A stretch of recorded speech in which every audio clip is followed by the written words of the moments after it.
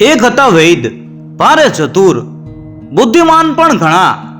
એનો ભપકો ભારે, કોઈથી દબાઈ નહીં, વાત કરવામાં હારે નહીં, ભારે ઠાઠથી રહે. આમ બધી વાતે વૈદ ચતુર, પણ ભણેલા ઓછું. વૈદક પણ થોડું થોડું જાણે, તોય વૈદજી દોડ જબરો કરે, જાણે મહાન વૈદ ન હોય. વૈદક પૂરેપૂરું ભણ્યા હોય એવી વાતો કરે. કોઈ રોગી આવે, વૈદજી તેની દવા જાણતા હોય કે ન જાણતા હોય, રોગ શું છે તે જાણતા હોય કે ન જાણતા હોય, તોય વૈદજી દવા આપે અને કહે કે રોગ મટશે જ, રોગ ક્યારેક તો મટશે જ, દવા કરો કે ન કરો. લોકો સમજે કે ભાઈ વાત સાચી હશે. વૈદજી કાશીએ ભણવા ગયા હતા, બધું ભણ્યા હશે. આમ ડોળમાં ને ડોળમાં વૈદજીનું ગાડું ચાલે છે, દવા કરે છે અને પૈસા કમાય છે. એક રાજા હતા, બહુ ઘરડા થયા. રાજાએ વિચાર કર્યો કે ઘડપણ તો સારું નહીં, દવા ખાઈએ અને બધા રોગ મટે. ઘરડા મટીને જુવાન થઈ જઈએ એવી દવા હોય તો કેવું સારું. દવા ખાઈએ અને ઘડપણ જતું રહે, ઘરડા મટી જઈએ અને જુવાન બની જઈએ. આવી દવા વૈદો પાસે હોય છે એવી વાત સંભળાઈ છે. લાવો વૈદને પૂછીએ.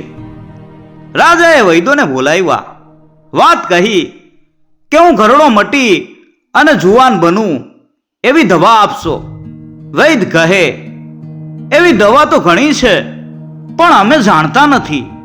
રાજાએ ઢંઢેરો પીટાવ્યો કે ઘરડામાંથી જુવાન બનાવે એને લાખ સોનામોર મળશે.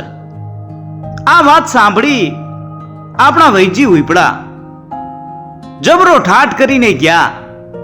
પોતે એવી દવા જાણતા નથી, ડોળ કરતા આવડે છે, લૂંચાઈ આવડે છે.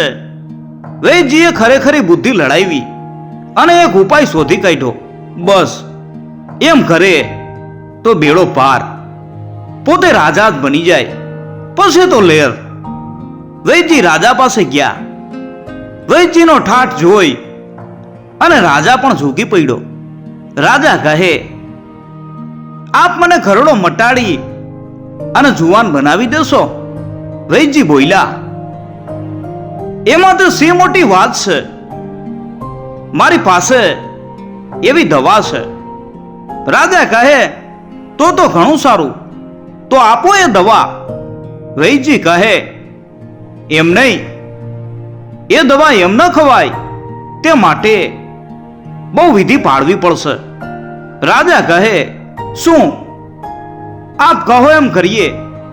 વૈદજી કહે, ગામ બહાર કોઈ સુંદર જગ્યામાં રહેવું પડશે, હવા પણ ન લાગે તેમ એક ઓરડામાં રહેવાનું, જરાય બહાર નીકળવાનું નહીં, સમય પ્રમાણે સૂવાનું, સમય પ્રમાણે જાગવાનું અને સમય પ્રમાણે ખાવાનું.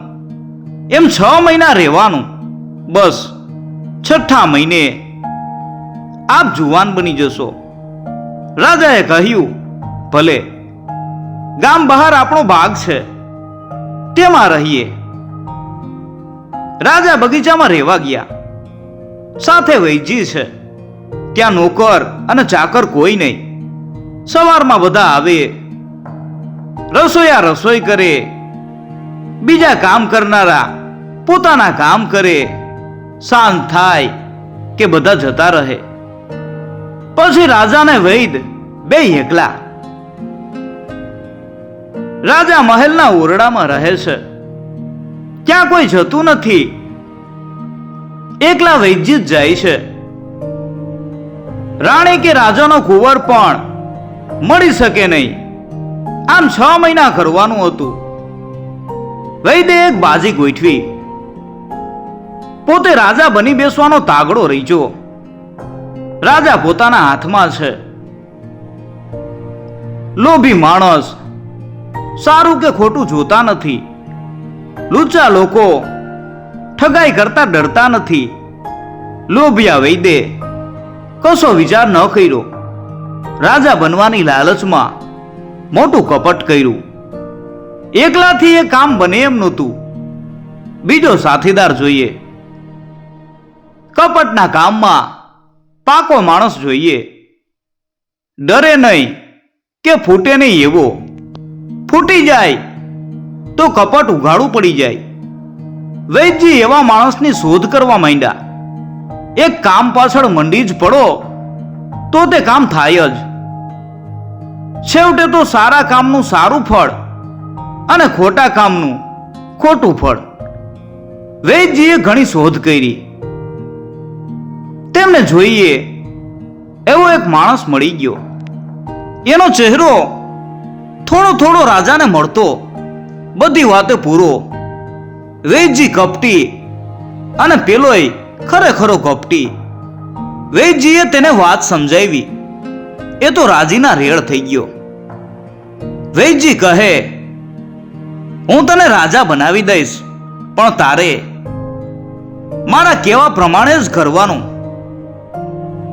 પેલો કહે, એમાં ફેર નહીં પડે, તમે કહેશો તેમ જ કરીશ. વૈદ્યજી કહે, પેલા તો આ રાજાને આપણે અલોપ કરવો પડશે. પેલો કહે, તે કેવી રીતે? વૈદ્યજી કહે, રાજાને પકડી લઈએ, અઘોર જંગલમાં ક્યાંક પૂરી રાખીએ. પેલો કહે, પછી શું કરવું? વૈદ્યજી કહે, પછી તું રાજા અને હું પ્રધાન. પેલો નવાઈ પામ્યો, એમ રાજા કઈ રીતે થવાય? વૈદ્યજી કહે, મેં બધું ઠીક કરી રાખ્યું છે. હું કહું એમ કરીશ એટલે તું રાજા બનીશ. પેલો કહે, પણ તે કઈ રીતે? વૈદ્યજી કહે, તારે કેવું કે હા હું રાજા છું. પેલો કહે, એવું કોઈ માને નહીં.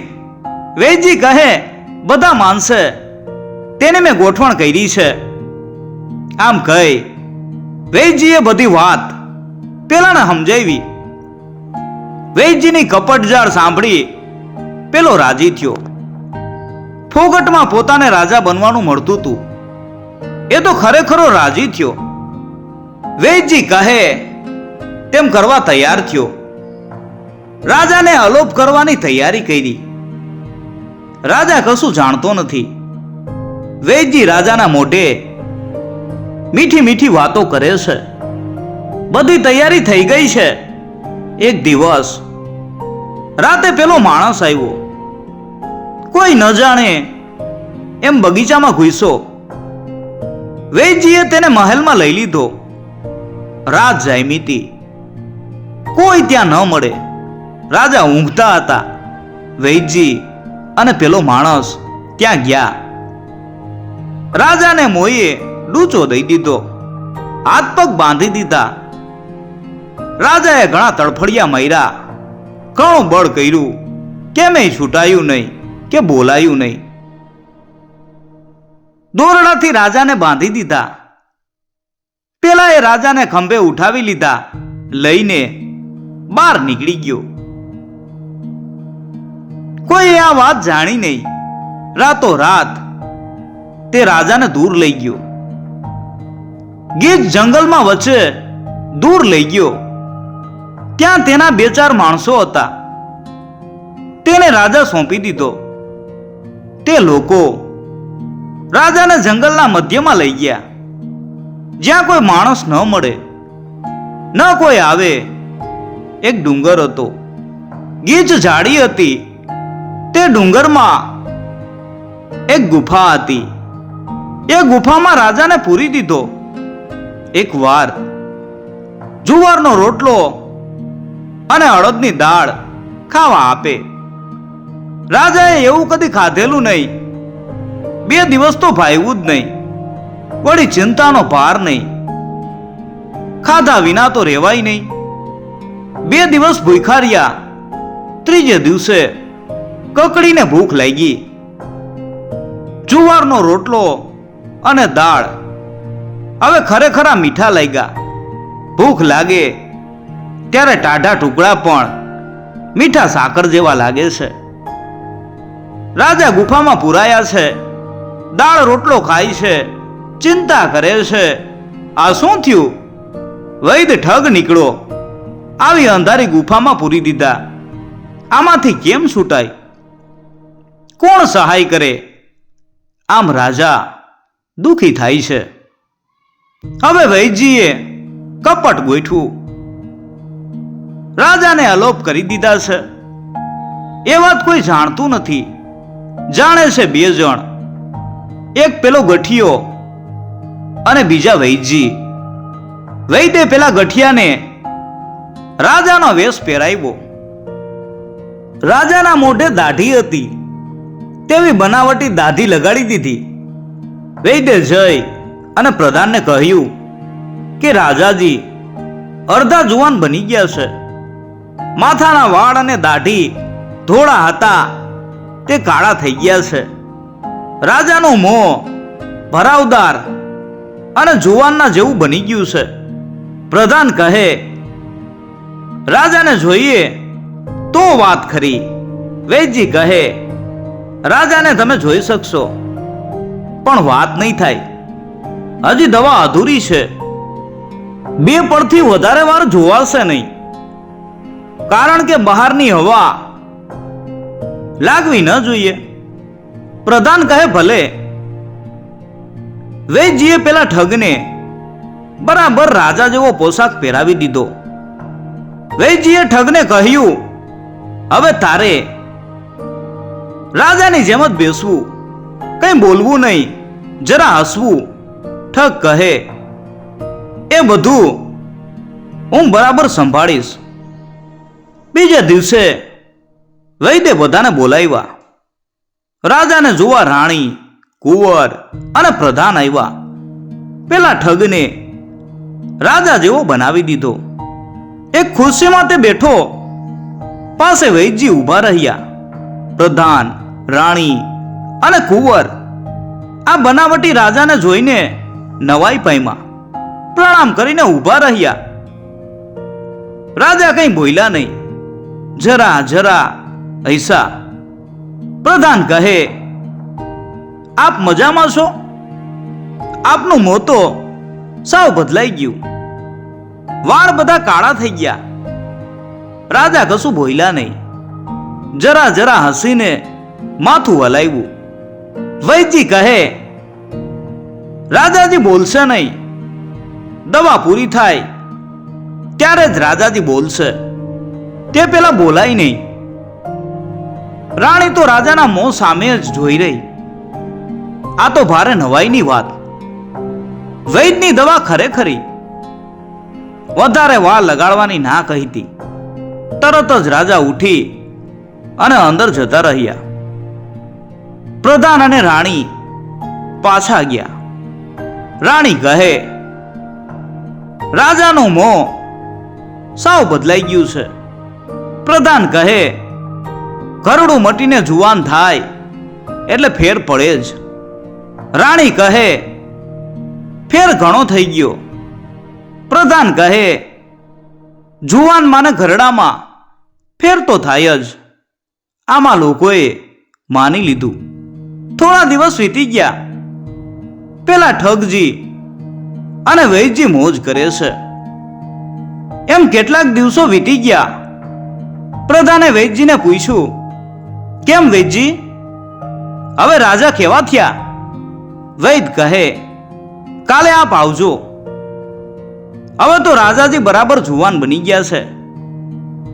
દાઢી મુંડાવી નાખી છે, તમે ઓળખી પણ નહીં શકો. પ્રધાન કહે, કાલે અમે આવીશું. ગામના નગર શેઠ અને બીજા 2-4 માણસો આવે તો કોઈ વાંધો છે? વૈદજી કહે, ભલે આવે. બીજા દિવસે પ્રધાનજી, નગર શેઠ અને બીજા 4-5 માણસો રાજાને જોવા ગયા. વૈદજીએ બનાવટી રાજાને ખુરશી ઉપર બેસાડી દીધા. જોવા આવનાર બધા છેટે ઉભા રહ્યા. જુએ તો રાજાજી જુવાન બની ગયા છે. મોઢે દાઢી પણ નથી. રાજા કંઈ બોલ્યા નહીં. પેલા લોકોએ નમસ્કાર કર્યા. રાજાએ જરા હસીને માથું હલાવ્યું. થોડી વાર રોકાઈને બધા પાછા ગયા. નગરમાં વાત ફેલાઈ ગઈ કે રાજા જુવાન બની ગયા છે. વૈદ્યજીના ભારે વખાણ થવા લાગ્યા. એમ કરતા કરતા 6 મહિના પૂરા થયા. હવે રાજાને બહાર નીકળવાનો સમય થયો. ઘોડાગાડી આવી. રાજાનો પોશાક પહેરીને ઠગરાજ ગાડીમાં બેઠા, સાથે કુંવર પણ બેઠા. રાજાને જોવા આખું ગામ એકઠું થયું. જોઈ જોઈને સૌ કહે છે, રાજા તો સાવ બદલાઈ ગયા, તદ્દન જુવાન બની ગયા. વૈદ્યજીની દવા ખરેખરી. રાજા તો ગાદી ઉપર બેસી ગયા. વૈદ્યજી સાથે ને સાથે કેમ બોલવું, શું કરવું, એ બધી વાત બનાવટી રાજાને શીખવે. વૈદ્યજીને તો ભારે લહેર. રાજાજીની તો વાત જ શું કરવી. રાજાને બધી વાતે મજા, પણ એક વાતનું ભારે દુઃખ. વૈદ્યજી કહે તેમ કરવું પડે. વૈદ્યને પૂછ્યા વિના પાણી પણ પીવાય નહીં. પોતે સાવ પૂતળા જેવો. ઠગ રાજા વિચાર કરે છે કે મને બધા સાચો સમજે છે. આ વૈદ્યજીને લીધે મારે પાળેલા ઢોરની જેમ રહેવું પડે છે. એમાં મજા નથી આવતી. વૈદ્યજી ન હોય તો ખરેખરી મજા આવે. પછી હું ફાવે એમ કરું, પણ વૈદ્યજીને હટાવવા કઈ રીતે? વૈદ્યજીએ લૂંચાઈ કરી છે. એ એમ કહે તો પોતે જ પેલો મરે. પોતે જ બનાવટી રાજા છે. વૈદ્ય સાથે પોતે પકડાય. વૈદ્યજીને બીજો ડર છે. એને એમ છે કે આ બનાવટી રાજા પકડાઈ જશે તો પોતે મરશે. કદાચ કોઈને વાત કહી દઈએ તો આ વાત ફૂટી જાય. આ ડરથી વૈદ્યજી ઠગ રાજાની સાથે ને સાથે રહે. થોડી વાર પણ એકલા રહેવા ન દે. આ વાતથી ઠગ રાજા કંટાળી ગયા. તેને વિચાર થયા કરે છે કે આ વૈદ્યજી ન હોય તો પોતે ખરેખરો રાજા બની જાય. પ્રધાનનું હવે કંઈ કામ જ ન રહ્યું. વૈદ્યજી આ બધું કામ કરી લે. વૈદ્યજી કહે તેમ રાજા કરે. પ્રધાન આવે તો રાજાને મળવા પણ ન દે. મળે તો કશી વાત ન કરે. પ્રધાન આથી બૈડા કરે. મનમાં વિચારે કે આ વૈદ્યજીને લીધે રાજા બોલાવતા નથી. રાજાને કશી વાત પણ કહી શકે નહીં. વૈદ્યજી સાથે જ હોય. એકવાર રાજાને મળવા પ્રધાન આવ્યા. વૈદ્યજી તો હોય જ. વૈદ્યજી સામે હોય ત્યારે કઈ વાત થાય નહીં. રાજાજી કઈ બોલે જ નહીં. પ્રધાન બેસી રહ્યા. પ્રધાન વિચારે છે કે રાજા દયા કરે અને કંઈક બોલે તો ઠીક, પણ રાજા બોલે જ છે ના. એવામાં ભંડારી આવ્યા. સોના મોહરની એક થેલી વૈદ્યજીને આપી. વૈદ્યજી તે થેલી મૂકવા અંદર ગયા. વૈદ્યજી અંદર ગયા એટલે પ્રધાન હાથ જોડીને બોલ્યા, મહારાજ, મારો 100 વાંક છે. મારી સાથે બોલતા જ નથી, કંઈ કામ પણ બતાવતા નથી. ઠગ રાજાને એક વાત સૂઝી. ધીમેથી પ્રધાનને કહ્યું, આ વૈદ્યજીની સામે કશું કહેવાય નહીં. આ રાતે તમે મહેલની પાછળ ઊભા રહેજો. આટલી વાત થઈ કે વૈદ્યજી આવી ગયા. રાજા ચૂપ થઈ ગયા. પ્રધાન ઉઠીને ચાલ્યા ગયા. રાત થઈ. પ્રધાન જઈ અને મહેલની પાછળ ઊભા રહ્યા. ઠગ રાજા પલંગ ઉપર સૂતા છે. પાસે જ વૈદ્યજી છે. રાત વીતી અને વૈદ્યજી ઊંઘી ગયા. ધીમેથી ઉઠી અને રાજા ચાલતા થયા. મહેલની પાછળ ગયા. પ્રધાન ઊભા જ હતા. પ્રધાન કહે, કહો મહારાજ, શું વાત છે? ઠગ રાજા કહે, પણ વાત કોઈને કહેશો નહીં. પ્રધાન કહે, આપની વાત કોઈને નહીં કહું. ઠગ રાજા કહે, આ વૈદ હશે ત્યાં સુધી એ જ પ્રધાનનું કામ કરશે. વૈદ હટે તો તમે પ્રધાન બની શકો. પ્રધાન કહે, આપ આજ્ઞા કરો. વૈદને કહી દ્યો કે અહીંથી જાય. ઠગ રાજા કહે, મારાથી એમ કહેવાશે નહીં. વૈદ જબરો છે. બીજી પણ એક વાત છે, એ મોટો જંતર મંતર જાણે છે. હવે એમ નહીં જાય. પ્રધાન કહે, આપ કહો તેમ કરીએ. ઠગ રાજા કહે, કાલે રાતે તમે મહેલમાં આવો. કોઈને બીજાને ખબર ન પડે. સાથે 2-5 વિશ્વાસુ માણસો લાવો. વૈદજીને પકડીને લઈ જાઓ. જંગલમાં લઈ જઈ અને મારી નાખો.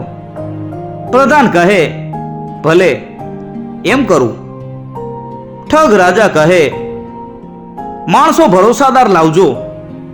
પ્રધાન કહે, એમાં વાંધો નહીં. આપણા વિશ્વાસુ માણસો બધું કામ કરી લેશે. રાજા કહે, વૈદને મારી નાખો ત્યાં સુધી એનું મોઢું બાંધી જ રાખજો. જરાય બોલવા ન દેવો. પ્રધાન કહે, બોલે શું? મોઢામાં ડૂચો દઈશું. મોં એવું બાંધીશું કે બોલી જ ન શકે. ઠગ રાજાને ડર છે કે વૈદ બોલી શકે તો પોતાનો જ ભેદ ઉગાડો પડે. તો વૈદને મારવા જતા પોતે જ મરી જાય. માટે મોં જ ઉઘડવા ન દેવું. આમ નક્કી કરી અને પ્રધાન ગયા. ઠગ રાજા જઈને સૂઈ ગયા. વૈદજી ઊંઘે છે, કશું જાણતા નથી. બીજો દિવસ થયો. પ્રધાને માણસો તૈયાર કર્યા. રાત થઈ, સૌ ઊંઘી ગયા. માણસોને લઈ અને પ્રધાન મહેલમાં ગયા. વૈદજી ઊંઘતા હતા. ધીમેથી જઈને તેને દબાવી દીધા. મોંમાં ડૂચો દઈ દીધો. ઉપરથી કપડું બાંધી દીધું. હાથ પગ જકડી અને બાંધી દીધા. ન બોલાય કે ન ચલાય. વૈદજી તડફડાટ કરે છે, પણ પરવશ થઈ ગયા છે. વૈદજીને ઉઠાવ્યા, લઈ ગયા જંગલમાં. દૂર લઈ જઈ અને મારવાની તૈયારી કરી. વૈદજીના હાથ પગ છોડી નાખ્યા. એક જણ કહે, અલ્યા, એનું મોં તો ખોલો. જરા વાર તો કહીએ કે છેલ્લે છેલ્લે રામનું નામ લઈ લ્યો. બીજો કહે, હા હા, ખોલો એનું મોં. પ્રધાને તો ના જ પાડી હતી. મારનારને વિચાર થયો કે મોં ખોલીશું તો વૈદ શું કરવાનો હતો? બૂમો પાડે તો અહીં કોઈ સાંભળે એમ નથી. વૈદજીના મોંમાંથી ડૂચો કાઢી નાખ્યો. મોં ઉઘડતા જ વૈદજી બોલી ઉઠ્યા, ભાઈ સાહેબ, મને મારવો હોય તો મારી નાખો, પણ એક વાત સાંભળો. મારનાર કહે, શું છે? કહો. વૈદજી કહે, મને મારશો નહીં. હું તમને રાજા પાસેથી મોટું ઇનામ અપાવીશ, ખેતર અપાવીશ. કદી તમારો ઉપકાર નહીં ભૂલું. પેલા હસી પડ્યા. વૈદને કહ્યું કે તમને મારી નાખવાનું રાજાએ જ કહ્યું છે. વૈદ કહે, મને મારવાનું? પેલા કહે, હા, રાજાની આજ્ઞાથી જ અમે તમને લઈ આવ્યા છીએ.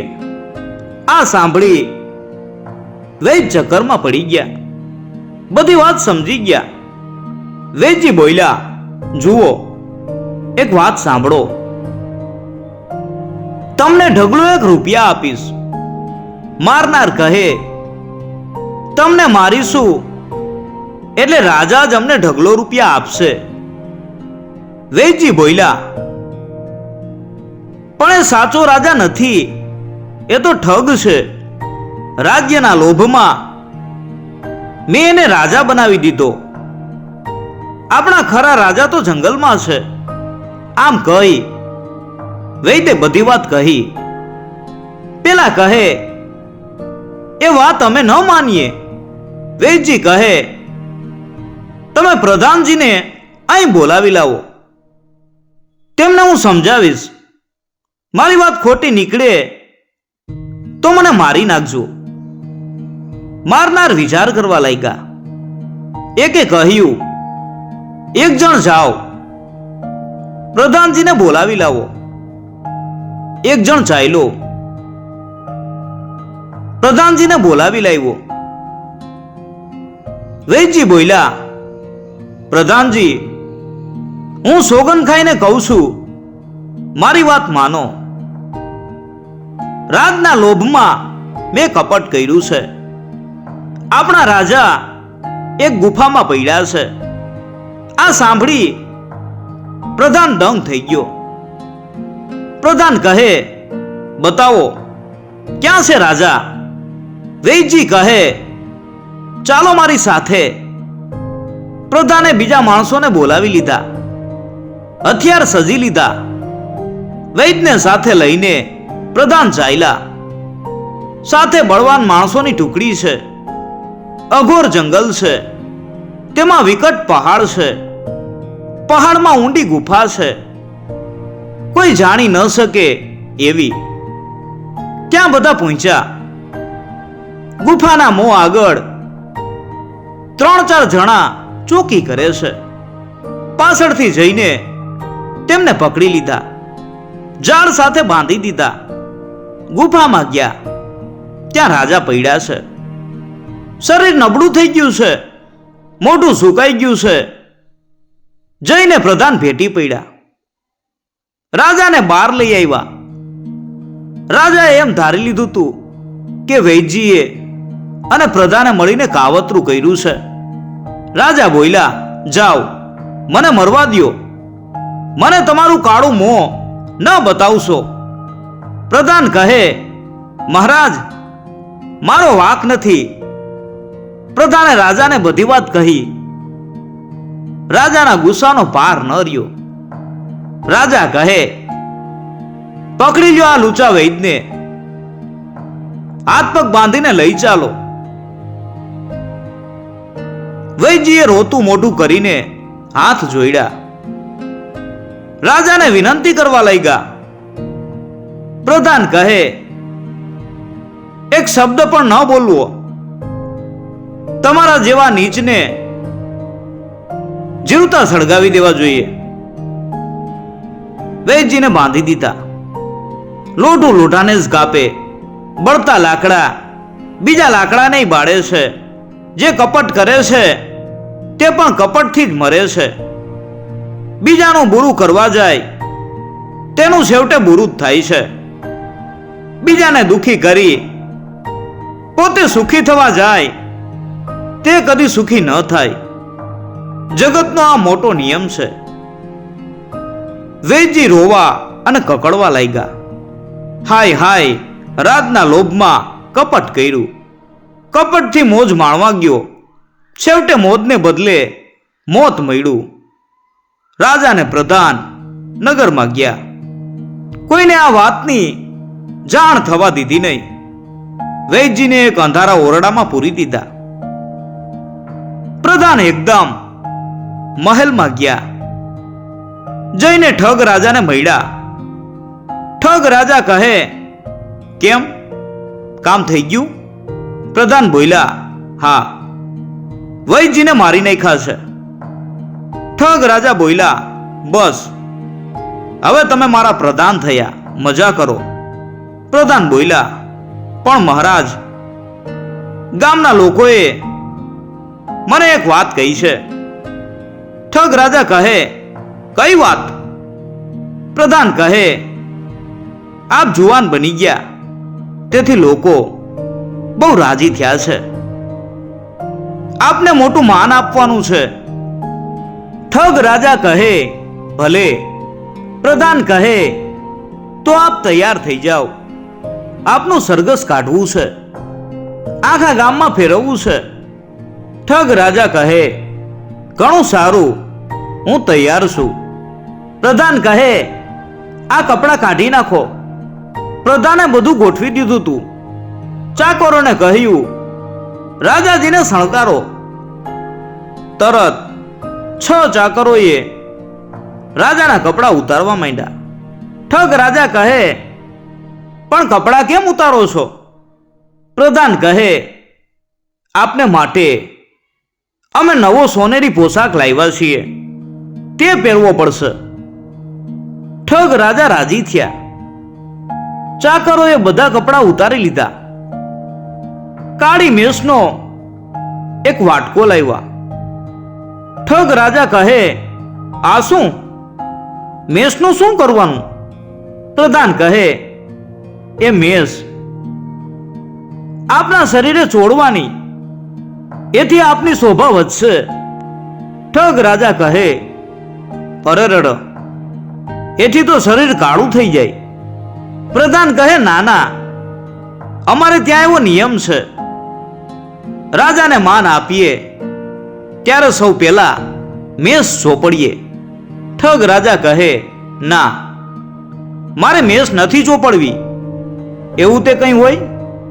પ્રધાન કહે, હોય. ઠગ રાજા ના કેવા લાગ્યા. ચાકરોએ હાથ પગ પકડી લીધા. ઠગ રાજા હટો કહીને ગુસ્સો કરવા માંડ્યા, પણ માને કોણ? હાથ પગ પકડીને આખા ઢીલે મેષ ચોપડી દીધી. હાથ પાછળ રખાવીને બાંધી દીધા. ઠગ રાજા કહે, આ શું? પ્રધાન કહે, એ આપનું મોટું માન છે. એક ગધેડો તૈયાર રાખેલો. ઠગ રાજાને ઉપાડ્યા, મહેલ બહાર લાવ્યા, ત્યાં ગધેડા ઉપર બેસાડ્યા. ઠગ રાજા કહે, આ શું કરો છો? પ્રધાન કહે, આપને માન આપીએ છીએ. આપના વૈદજી પણ હમણાં આવે છે. વૈદજીને પણ ત્યાં લઈ આવ્યા. એમને ઢીલે પણ મેષ ચોપડી દીધી. બીજા ગધેડા ઉપર તેમને બેસાડ્યા. આખા ગામમાં વાત ફેલાઈ ગઈ. વૈદજીની ઠગાઈ જાણી લોકો ઘણા ગુસ્સે થયા. આખું ગામ એકઠું થયું. ઠગ રાજાના ગળામાં જૂના જોડાના હાર નાખ્યા. માથા ઉપર કાળું હાંડલું મૂક્યું. વૈદજીને પણ એવી જ દશા કરી. હવે કાઢ્યું સરઘસ. છોકરા તાળીઓ પાડે છે, કાંકરાને ધૂળ ફેંકે છે. ઠગ રાજાની જય બોલાવે છે અને ઉપર થૂકે છે. કોઈ લાત મારે છે, કોઈ ધબ્બો મારે છે. આમ આખા ગામમાં ફેરવા. ઠગાઈ કરનારની દશા છેવટે એવી જ થાય છે. બીજાનું ભલું કરે તેનું ભલું જ થાય. ઠગાઈ કરનાર થોડી વાર ફાવે પણ છેવટે દુખી થાય. એમાં કદી ફેર પડતો નથી. ગામ બહાર લઈ ગયા. ત્યાં ઠગ રાજાને અને વૈદજીને સૂળીએ ચડાવી દીધા. સચ્ચાઈ ત્યાં સુખ, લુચ્ચાઈ ત્યાં દુઃખ.